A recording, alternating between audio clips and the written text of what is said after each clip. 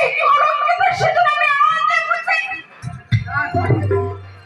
এই সিঁদুর আপনি বুঝবেন না। আপনি আমার হাত ধরলে আমায় ক্ষমা করবেন। আমি জানি পরিস্থিতিতে কষ্ট করা মহাপাপ, তাই তো কত বাইশ বছর আর একদিনও আপনি আমার এক পর্যন্ত আজ আর অজানা আতঙ্কে অস্থির হয়ে আমি আপনার হাত ধরতে বাধ্য হয়েছি। হ্যাঁ, এই সংসারে আমরা নকল স্বামী স্ত্রীর অভিনয় করতে চেয়ে এই সামাজিক সংসার এমনকি আমার সন্তানেরাও জানে আপনি হচ্ছেন আমার আসল স্ত্রী। এখন আপনি যদি নকল সাদা সিঁদুর ত্যাগ করে অতীত জীবনে ফিরতে চান, তাহলে আপনার আমার মাঝে যে প্রশ্ন চিহ্ন উঠবে তার জবাব আমি কেমন করে দেবো? কথাগুলো শুনে আমার কি মনে হচ্ছে জানেন? আমাকে ঘৃণার ফুৎকার ফিরে মারতে আপনাকে একটা প্রণাম করছি। আমার স্বর্গীয় স্বামী, আমার কাছে দেবতা।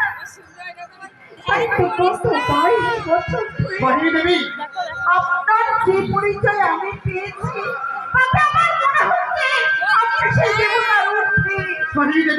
এতগুলো বছর প্রত্যেকটা রাত আমরা একই ঘরে একই খালি করে কাটিয়েছি। একটা দিনের জন্য আপনার সংযমী মন অসংযমী হয়ে আমাকে স্পর্শ করতে চায়নি। এত চারিত্রিকতা আপনি কোথায় পেলেন? নিয়ে যাবে ঘরকে, নিয়ে যাবে। আপনি দেবতা, তাই আপনার মতো দেবতার চরণ স্পর্শ করে আমি আশীর্বাদ চাইছি। আপনি আমাকে আশীর্বাদ দিন। আমি যেন সবিজবে হতে পারি। তুই কর, আমরা তোর ফোন থেকে নিয়ে নেবো। ও মা, আমি দীপের ফোনটাই নিয়ে নেবো, এই ফোনটা নেবো না। সবাইকে প্রণাম করাটা ন্যাকামো নয় বৌমা, বরং পরজন্মের পুণ্যের ফল। তাই বুঝি? বাবার ফোনটা নিলে হচ্ছে স্বামী পাঠ করে অনেক বেশি সঞ্চয় বৌমা। যা বলতে চাচ্ছিলাম, চট করে আমরা ছেলে ধরে এক কাপ কফি বানিয়ে দিন তো। না, মা কফি করবে না। না করলে তুমি খাবে কি? নিজে তো বাপমাকে দেখা দাও। হ্যাঁ বলেছিলাম, কিন্তু সেটা তোমাকে করতে বলেছিলাম।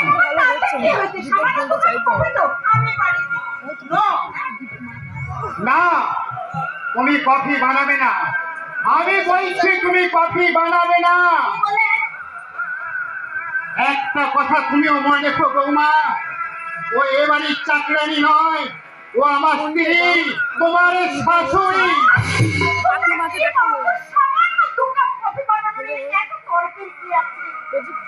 আমি কফি বানাতে কেন্দ্র করে এই পরিস্থিতিতে কিন্তু বড়ই কঠিন হয়ে দেবে।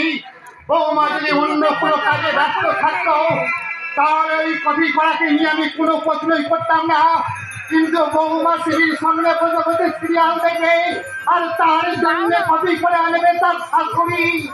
এটা আমার কাছে বেশ সময় নয়। মেজমাকে আবার পাঁচটা দিয়ে বসতাম না, মেজমাকে তো এইদিকে চেপে বসতাম না, মেজমার মাথাটা উঠছে।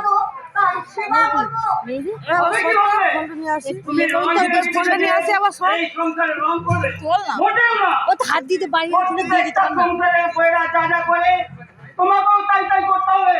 তার মানে এতগুলো রান্না করা, বাসন মাজা, ঘর মোছা সব আমাকেই করতে হবে। ঠিক ঠিক ঠিক ঠিক ঠিক ঠিক।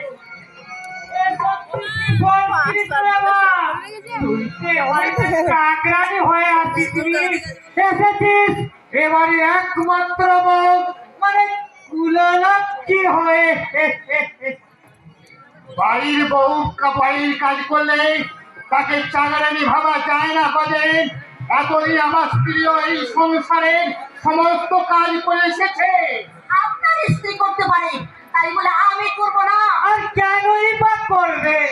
আমার জামাই বাবাজির কি টাকার অভাব? কত বড় ইটভাটার মালিক আমার জামাই, তাই ইচ্ছে করলে বাবাজির আমার মেয়ের সুখের জন্য বেশ কিছু টাকা দিয়ে অমন দু চাটের চাকর চাকরানি পুষে রাখতে, তাই না বাবাজি? না পারি না, পারো না মানে? আমি কোনো লজ্জার নয়, আর আমার বাবার কোনো জেন্ডার নেই। আপনার মেয়েকে চাকরানি করতে আমাকে চাকরানি করতে হবে। বুঝে দেখেছো তুমি? তোমার রোজগার বসে বসে এই পুরোপুরি দিকে তাহলে ওদের লজ্জা করে না? কি বললে বৌমা? শাশুড়িকে তুমি পুরোপুরি বলছো। কি আশ্চর্য, কি আশ্চর্য! আপনারাই বলুন তো, এই বুড়ো বুড়িকে বুড়ো বুড়ি না বলে ছোকরা চুগড়ি বলবে? মায়ের কথায় তুমি কিছু মনে করো না। তুমি আজকাল এই শিক্ষিত বহুমায়েরা এই বেরোজগারের শ্বশুর আর অপরমণ্য শাশুড়ির কাছে এটা এক নতুন সঙ্গ ধরাবো। ওর কথায় তোমরা কিছু মনে করো না বাবা, আমি এমন কথা কখনোই ভাবিনি। আরে বাবা, তুই না ভাবলেও বৌমার তো ভাবা উচিত ছিল যে ওকে ওই বাড়ি বউ করে আনার জন্য কোনো যজমান আর তোর বাবাকে দিয়ে পুজো করে না। এতদিন পুজো করে যে কটা পয়সা আমাদের জমানো ছিল তাই দিয়ে তো তোদের তিন ভাই বোনকে লেখাপড়া শিখিয়েছে। সেটা রথি জানলেও বৌমা তো জানে না। তাই আমি আজ বৌমাকে একটা কথা বলছি, মা গো, এই বুড়ো বুড়িটা খেয়ে বা না খেয়ে বহু কষ্ট করে এই ছেলেটাকে মানুষের মতো মানুষ করেছে। আর সেই ছেলেটা রোজগারের টাকায় বসে বসে খেতে এই বুড়ো বুড়িটার কোনো লজ্জা করে না গো বৌমা। বড় ভীষণ গর্ব হয়, গর্ব। তোমাদের ওই গর্বকে আমি গর্ব করে ছাড়বো। ওর বলে মতো কথা বলো না। আমার শেষ কথা শুনে রাখো, আর কখনো যদি তুমি আমার এই বাবা মাকে অসম্মান জানার কথা বলো, তখন তোমাকে আমি কি করবে? মারবে? চুলের মুঠি ধরে এই বাড়ি থেকে বের করে দেবো। এই জামাই বাবাজি নাবালকের মতো কথা শুনে না আমার বড্ড হাসি পেয়ে গেল। এই বাবাজি তো আর জানে না যে বইয়ের গায়ে হাত দেওয়ার কত হ্যাপা।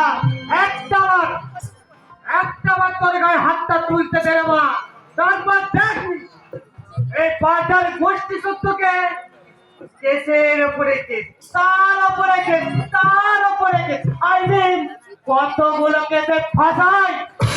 বলেন সেই তুমি কি মানুষ? না না না না না না, আমি হলাম সালা থুতু দিয়ে ছাতু গোলাম মাল। ওই বড় বড় হিসেবটা আমি খুব ভালো করি বুঝি, ঠিক আছে? বলেন।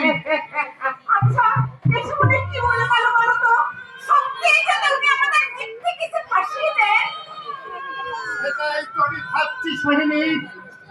এই মেয়েটাকে এবারের বউ করাটাই বোধহয় আমাদের খুব ভুল হয়ে গেছে গো। এবং সেই ভুলের প্রায়শ্চিত্ত আমি করবো। ও যদি এই সংসারে ভালোভাবে বাঁচতে চায় তো ভালো, আর না হলে সত্যি সত্যি একদিন আমি ওর চুলের মুঠি ধরে এই ছেলে, একবার তুমি আমার গায়ে হাত তুলে দেখো, তোমাদের সবাই যদি আমি বন্ধুটা কেটে জেলে দিতে না পেরেছি, বৌমা! তাহলে আমার নাম এমনি নয়। এটা কি করলি বাবা? বৌমাকে তুই ভাগা কুলাঙ্গার, এতদিন তোকে আমি এই শিক্ষাই দিয়েছি। ওরে লম্পট, অত ভালো না, তুই আমাকে কোনদিন দেখেছিস তোর মায়ের গায়ে হাত তুলতে? তাহলে তাহলে তুই কেন আজ বৌমায়ের গায়ে হাত তুলে? বল হত ভাগা, এই ভাবিনা, আরে এই বাবা সামনে গায়ে হাত তুলে এই বাবা ভেঙে দেব। বৌমা! তোর এই হাতটা আমি মুচড়ে ভেঙে দেবো রে শয়তানি। তোর এত বড় সাহস, তুই কিনা আমার বাবার গায়ে হাত তুলিস? তোকে আজ আমি শেষ করে ফেলবো। না রে মানা, এই কাজ থেকে মানাই না রে মা। মেয়েটা আমার বাবার গায়ে হাত তুলবে, আমি নীরব দর্শক হয়ে না সহ্য করবো? হ্যাঁ করবি, কারণ কুকুরের কাজ কুকুর করেছে, কামড় দিয়েছে পায়ে, তাই বলেছে কুকুরকে কামড়ানো। মানুষের স্বভাব পায় রে, পায় না রে মা, পায় না। কি আমি কুকুর?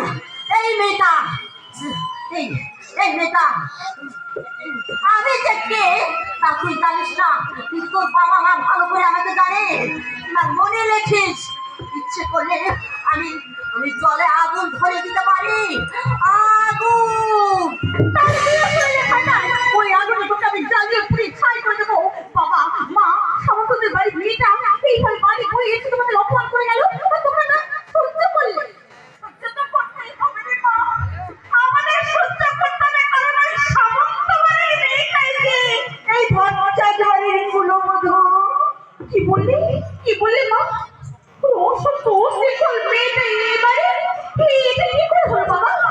আমি জানি না রে মা, আমি কিচ্ছু জানি না। বাবা বাবা তুমি তো বলো, বাবা চুপ করে থেকো না, বলো বলো এটা কি করে হলো, বলো বাবা। জীবনের অন্তটাই যে অনষ্ট হয়ে গেছে রে মা, তাই তো তোর প্রশ্নের কোনো উত্তর আমার জানা নেই রে মা, আমার জানা নেই। তুইও কি নীরব থাকবি দাদা? তুইও কি কিছু বলবি না? ভাগ্য যে আমাদের সবাইকে নীরব করে দিয়েছিল বৃষ্টি, তাই তো আমার চাকরি বাঁচাতে আর এই দুটো মানুষের মুখে অন্ন তুলে দিতে আমি আমার ইচ্ছাকে বলে দিয়ে ওই মেয়েটাকে বিয়ে করতে আমি বাধ্য হয়েছি, বাধ্য হয়েছি। মাত্র দুটো স্বপ্ন আমার বাড়িতে ছিল না, তার মধ্যে এক